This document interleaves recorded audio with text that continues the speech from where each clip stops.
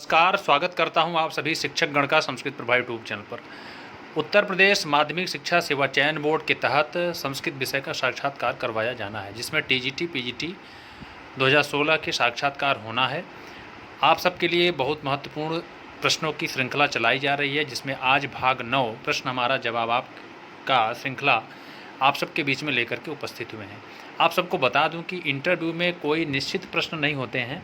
साक्षात्कार में विषय विशेषज्ञ किस प्रकार के प्रश्नों से साक्षात्कार उठाते हैं, अर्थात साक्षात्कार प्रारंभ होता है, तो इसलिए आपके अंदर जो भय है, इन प्रश्नों के माध्यम से किस प्रकार के प्रश्न पूछे जाते हैं, लगभग उसी तरीके के प्रश्न आपके सबके बीच में इस वीडियो के माध्यम से प्रेषित किए जा रहे हैं। तो आप लोगों को अच्छा लगेगा तो एक बार लाइक बटन दबा करके अपना स्नेह और प्रेम जरूर प्रकट करिएगा।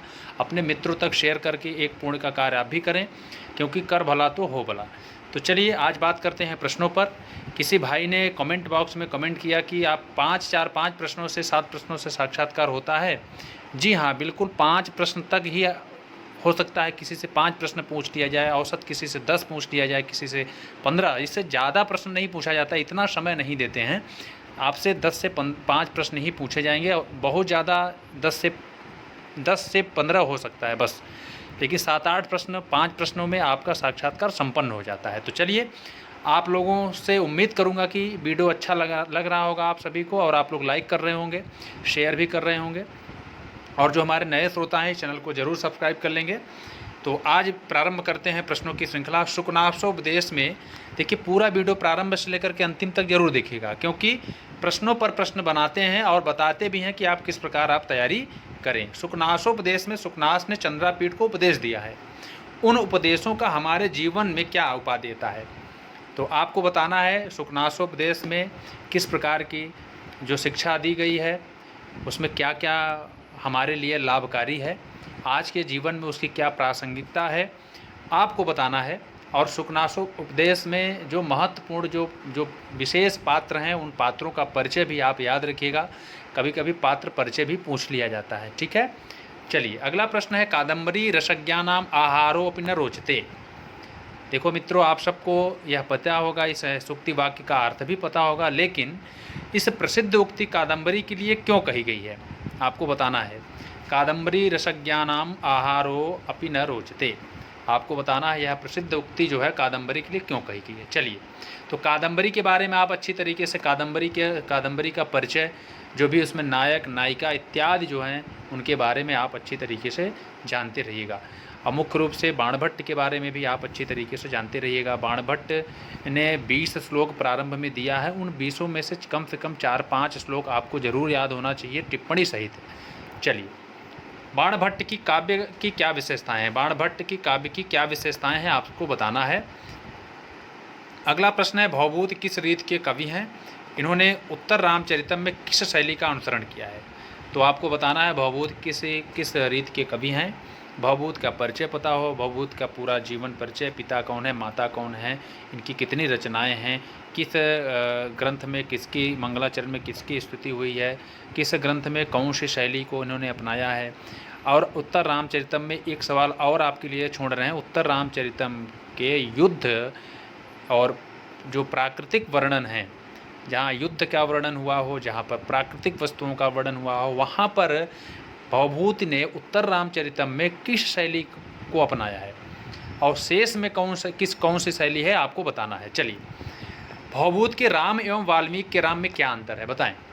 भवभूति ने किस प्रकार से राम का वर्णन किया है, और वाल्मीकि ने किस प्रकार से राम का वर्णन किया है, उनमें कुछ आपको विशेषताएं हैं, अंतर हैं, उन विशेष अंतर को आपको बताना है। चलिए, अगला प्रश्न है, मेघदूतम में मेघ के रास्ते में आने वाली नदियों का क्रम बताएं। देखिए, मेघदूतम की भूमिका अच्छी तरीके से आप याद रखिएगा। यक्ष के बारे में, यक्षिणी के बारे में, मेघ के बारे में, और आपको रामगिरी पर्वत के बारे में, कहाँ पर स्थित है, रास्ते में कौन कौन से पर्वत पड़ते हैं, कौन सा पहला पर्वत पड़ता है, कौन सी नदी पड़ती है, कहाँ पर किस प्रकार का वर्णन है, उज्जैनी नगरी कहाँ पर है, इन सभी चीज़ों पर आपको अच्छी तरीके से अध्ययन करना है। यद्यपि आप पढ़े हैं, लेकिन रिवीजन करके रखिएगा, क्रम जरूर याद रखिएगा, कौन सी नदी पहले आए, दूसरी कौन से, उन नदियों की विशेषताएँ, अर्थात उनमें क्या क्या विशेषताएँ हैं उन नदियों का, किस प्रकार से कालिदास ने वर्णन किया है, इन सभी बिंदुओं को आपको अध्ययन करना है। चलिए, मेघदूतम का मंगलाचरण सुनाए। कश्चित पद में आए कह पद को कितने अर्थ हैं? अर्थात कश्चित कांता विरह गुरुणा स्वाधिकारात् प्रमत्तः, इस मंगलाचरण में किस प्रकार की स्तुति हुई है, किसकी स्तुति हुई है, किस प्रकार का मंगलाचरण है? आशीर्वादात्मक है, कथा वस्तु निर्देशात्मक है, नमस्कारात्मक है, आपको यह भी बताना है। और विशेष मंगलाचरण में जो शब्द आए हैं उन शब्दों की टिप्पणियाँ भी आपको अच्छी तरीके से पता होना चाहिए। चलिए, अतिद्वयी कथा क्या है, अर्थात अतिद्वयी कथा का क्या तात्पर्य है, आपको बताना है। इस प्रकार से प्रश्नों की श्रृंखला में एक प्रश्न आपके लिए और है। उत्तर प्रदेश के कौन कौन जिले पिछड़े हैं? अर्थात आप किसी भी क्षेत्र में मानिएगा, शिक्षा के क्षेत्र में मुख्य रूप से मानिए, यदि आपकी नियुक्ति उन जिलों में होगी तो शिक्षा के क्षेत्र में आपका क्या योगदान होगा? यह प्रश्न बहुत ही अच्छा है आप सबके लिए। अगला प्रश्न है, नई शिक्षा नीति 2020 की विशेषताएं एवं अवगुण क्या हैं? आपको बताना है नई शिक्षा नीति की 2020 की विशेषताएं एवं अवगुण क्या है। इस प्रकार से आप सबके बीच में यह प्रश्न रखे गए हैं। निश्चित रूप से आप सभी को प्रश्न अच्छे लगेंगे, और यदि अच्छे लगेंगे तो कमेंट बॉक्स में उत्तर भी देने की कोशिश करिएगा, ज़रूर कोशिश करिएगा। एक लाइन में उत्तर दीजिएगा, एक शब्द में उत्तर दीजिएगा। ज़रूर एक बार अपने आप का मूल्यांकन शीशे के सामने बैठ करके ज़रूर करिएगा, क्योंकि आप अगर अपने आप को वहाँ पर अच्छी तरीके से प्रेजेंट कर लेते हैं तो साक्षात्कार निश्चित रूप से आपका अच्छा जाएगा, क्योंकि वाणी से आप किसी को भी प्रभावित कर सकते हैं। आपके शब्द ही, अर्थात शब्द को ब्रह्म कहा गया है, इन शब्दों में बहुत ज़्यादा शक्ति होती है। आप अपने आप को अच्छी तरीके से आप प्रेजेंट कर लेते हैं तो जो वहाँ पर साक्षात्कारकर्ता होते हैं, जो विद्वान होते हैं, उनकी कलम आपको नंबर देने से नहीं रुक सकती है, अर्थात नंबर देना ही है। तो आप सभी को ढेर सारी शुभकामनाएं। आप अच्छी तरीके से तैयारी कर रहे हैं। और भी वीडियो प्राप्त करने के लिए बने रहें चैनल पर।